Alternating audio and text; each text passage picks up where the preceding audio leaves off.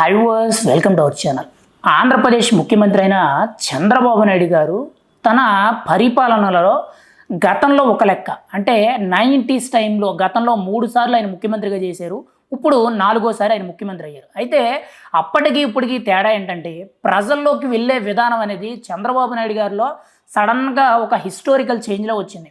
అది ఎలా ఉందనంటే ప్రతి నెల కూడా 1వ తారీఖునిచ్చే పెన్షన్ ఏదైతే ఉందో స్వయంగా ఆయనే వెళ్ళి ఏదో ఒక ఊరు వెళ్ళడం, ఏదో ఒక గ్రామంలోకి వెళ్ళడం, అన్ఎక్స్పెక్టెడ్గా ఎవరినో ఒకళ్ళు కలవడం, వాళ్ళ దగ్గరికి వెళ్ళి వాళ్ళకి ఆ పెన్షన్ ఇవ్వడం, వాళ్ళకి పెన్షన్ ఇచ్చిందే కాక వాళ్ళ పనితనం ఏంటి, వాళ్ళు ఏ పని చేస్తారు, ఎలా బ్రతుకుతున్నారు, వాళ్ళ ఆదాయం ఏంటి, ముఖ్యంగా వాళ్ళ పుట్టు పూర్వత్రాలన్నీ కూడా తెలుసుకొని వాళ్ళకి ఇల్లు అవసరం ఉంటే ఇల్లు కట్టించడము, లేదనంటే లోన్ కావాలంటే లోన్ ఇవ్వడము, స్థలం లేకపోతే స్థలంతో పాటు ఇల్లు కూడా కట్టించడము, లేదంటే ఆర్థిక ఇబ్బందులు ఉంటే కొంత సీఎంఆర్ ఫండ్స్ నుండి కొంత నిధులు ఇవ్వడము, ఇలా రకరకాలుగా ఏదో ఒక గ్రామానికి వెళ్ళి ఏదో ఒక కుటుంబానికి 1-2 కుటుంబాలకి ప్రతి నెల కూడా చంద్రబాబు నాయుడు గారు మంచి చేయడం జరుగుతుంది. అయితే ఇక్కడ చంద్రబాబు నాయుడు గారు రోజు రోజుకి కూడా తన ఒక ముఖ్యమంత్రి అనే విషయం మర్చిపోతున్నట్టున్నారు. ఎందుకనంటే ఒక సామాన్యుడు ఎలా తిరుగుతాడో, ఒక నిరాడంబరంగా ఎలా తిరుగుతారో అంతకంటే కూడా దారుణంగా చాలా విచ్చలవిడితనంగా ఆయన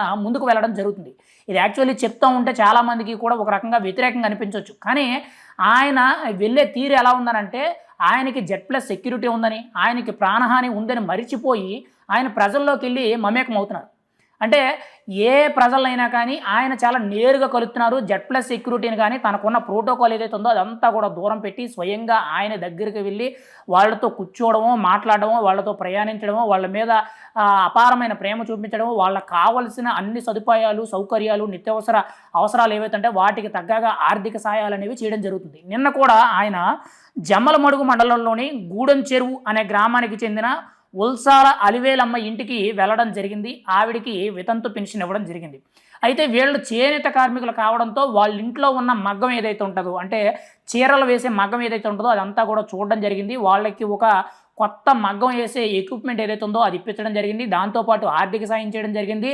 ఆ మగ్గం వేసిన అతను ఎవరైతే ఉంటారో అంటే అలివేలమ్మ 2 కొడుకులు అయితే అందులో పెద్ద కొడుకుకి నారా భువనేశ్వర్ గారు ఎవరైతే ఉన్నారో చంద్రబాబు నాయుడు గారి సతీమణి గారికి మేడం గారికి ఈ చీర అని చెప్పి గిఫ్ట్ రూపంలో ఇవ్వడం జరిగింది. దానికి గాను కానుకగా ఇంకొక 10,000 రూపాయలు అదనంగా ఇవ్వడం జరిగింది. దీంతోపాటు చిన్న కొడుకు అలివేలమ్మ చిన్న కొడుకు ఎవరైతే ఉన్నారో తను ఆటో తోలుకుంటే ఆ ఆటో ఎక్కి సుమారు 2-3 కిలోమీటర్ల వరకు కూడా తనతో పాటు ప్రయాణించడం జరిగింది. రోడ్లు ఎలా ఉన్నాయి, ముఖ్యంగా పన్నుల విషయంలో ఎలా ఉన్నాయి, అన్ని విధాలుగా బాగుందా లేదని చెప్పి ప్రతి ఒక్కటి కూడా తెలుసుకోవడం జరిగింది. తనకు కూడా ఒక ఎలక్ట్రిక్ వెహికల్ అనేది కొనేసి ఇస్తామని చెప్పి మాట ఇవ్వడం జరిగింది. కలెక్టర్ గారికి ఆదేశాలు కూడా ఇవ్వడం జరిగింది. అంటే ఇది కేవలం నిన్న జరిగింది.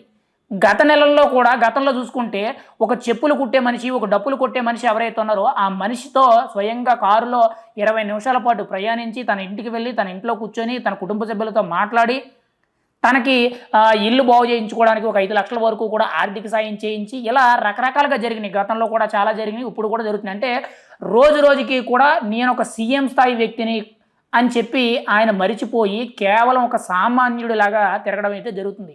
ఇక్కడ దీనివల్ల ఒక రకంగా చంద్రబాబు నాయుడు గారికి ప్రాణహాని ఉంటుంది. ఖచ్చితంగా ఎవరో ఒకరు ఏదో ఒకటి చేసే అవకాశం ఉంటుంది. అది పక్కన పెడితే చంద్రబాబు నాయుడు గారు ఒక సీఎం అయ్యుండి ఇలా చేయడంతో ప్రజలందరూ కూడా ఒక రకంగా చాలా ఆనందంతో పొంగిపోతున్నారు. ఎందుకంటే ఒక సీఎం స్థాయి వ్యక్తి వచ్చి నేరుగా నా దగ్గరకు వచ్చి నా భుజం మీద చేసి నాతో మాటామంతి పెట్టి మంచిగా మాట్లాడి నాకు ఉన్న కష్టాలు తీర్చేటప్పటికి ప్రజలు ఒక రకమైన ఆనందం, ఒక రకమైన ఆనంద బాష్పాలు అనేవి ఎక్కువ అవుతున్నాయి. ఒక రకంగా చెప్పాలంటే సీఎం అనే స్థాయి అనేది లేదు, కేవలం సామాన్యులో మనందరం మనుషులు అనే తీరునైతే చూపెట్టడం జరుగుతుంది. గతంలో చంద్రబాబు నాయుడు గారి రూలింగ్కి, ఆయన విధి విధానాలకి, ఆయన అడ్మినిస్ట్రేషన్కి ఇవన్నీ కూడా కొంత డిఫరెంట్గా ఉండేది. జనాల్లోకి పెద్దగా వెళ్ళేవాళ్ళు కాదు. ఎందుకంటే గతంలో అలిపిరి మెట్ల మార్గం దగ్గర ఆయన మీద బాంబ్ బ్లాస్ట్ అనేది గతంలో ఎప్పుడో 90s టైంలోనే జరిగింది. అయితే అప్పటి నుంచి ఆయనకి Z+ సెక్యూరిటీ అనేది ఆంధ్రప్రదేశ్లో ఎవరికి లేని ప్రోటోకాల్ అనేది కేవలం ఆయనకే Z+ సెక్యూరిటీ అనేది NSG కమాండర్లతో చంద్రబాబు నాయుడు గారికి మాత్రం ఉంది. కానీ ఈరోజు అది కూడా దూరం పెట్టి 75 సంవత్సరాల వయసు వచ్చి కూడా ఆయన ఏకంగా ప్రజలతో అంత మమేకమై ఉండి నెలకు ఒక చోటకు వెళ్ళి ఒక రోజంతా కూడా పర్యటన చేసి అక్కడ పెన్షన్లు ఇచ్చి వాళ్ళ ఆర్థిక సహాయాలు తీరుతున్నారంటే నిజంగా ఈయన మహానుభావుడని మనమైతే చెప్పుకోవచ్చు. ఎందుకనంటే నాయకుడు అనేవాడు ప్రజల దగ్గరికి ఎంత లోతుగా వెళ్తే వాళ్ళ కష్ట సుఖాలను అంతలా తెలుసుకోగలుగుతాడు. ఎంతసేపు కూడా ఆఫీస్‌లో కూర్చొని, ఏసీలో కూర్చొని ఏదో చేసేయండి, చెప్పేయండి లేదా అది పట్టుకొచ్చేయండి, ఇది పట్టుకొచ్చేయండి అని అంటే ప్రజల కష్టాలు తీరిపోవు కాబట్టి, ఇప్పుడు చంద్రబాబు నాయుడు గారు గత పరిపాలనతో పోల్చుకుంటూ ఇప్పుడు 2.0 పరిపాలన అనే విధంగా ఒక రకంగా కొత్త తీరునైతే అలవరచడం అయితే జరుగుతుంది. దీనిలో చాలా మంది కూడా ఆనందపడడం జరుగుతుంది. చాలా వరకు కూడా మంచి జరుగుతుందని మనమైతే చెప్పుకోవచ్చు. ఏదేమైనా సరే చంద్రబాబు నాయుడు గారి ఈ పరిపాలనకైతే మనమైతే ఖచ్చితంగా మార్క్ వేయొచ్చని చెప్పుకోవచ్చు.